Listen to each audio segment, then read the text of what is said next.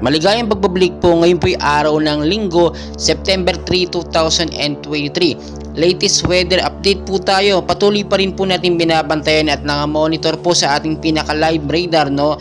Bali, 4 po itong ating binabantayan. Pero ang pinaka-main post po natin dito nga po ay kay Typhoon Hana. Makikita po ninyo, ito nga pong si Typhoon Hana, no, ay namataan po muli na may layo pong 375 kilometers east of northeast of Itbayat, Batanes po. Batanes area na may lakas po ngayon ng hangin na 155 km per hour, malapit pa rin po sa sentro. Na may bugso naman po pumapalo sa 185 km per hour pa northwestward po na may bilis po, no, or may kilos po 20 km per hour. So ngayon po pinapangambahan po natin kung ito nga po ba posibleng mas lumakas pa. Pero kung titignan nyo sa ating live radar, yung kanyang dinadaanan medyo pahina na nga, no, pero nagbabago po yan kasi nga, no, dumaan ito sa super typhoon na category. Ito nga po si Bagyong Goring, posibleng sumunod po ito si Typhoon Hana. Pero titignan po natin yung direksyon niya kasi ngayon 155 km per hour,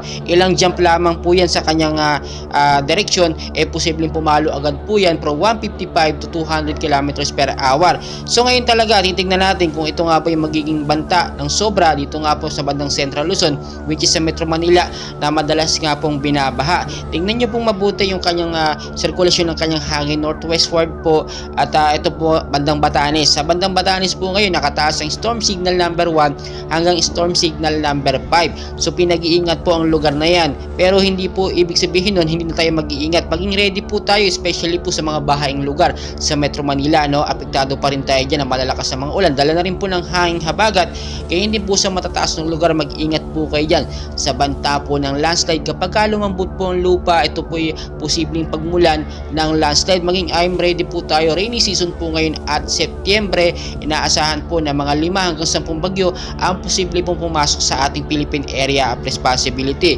So ako yung nakikiusap sa inyo bilang awareness na rin po sa bawat isa.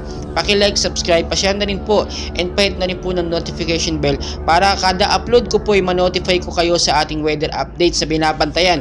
Napakahalaga po nito na maging ready tayo sa bawat oras dahil hindi po natin masasabi or malalaman ang galaw ng panahon. And please huwag niyong kalimutan mag-like and subscribe para updated kayo sa araw-araw na ating update, day by day, time to time weather update. Maraming salamat po.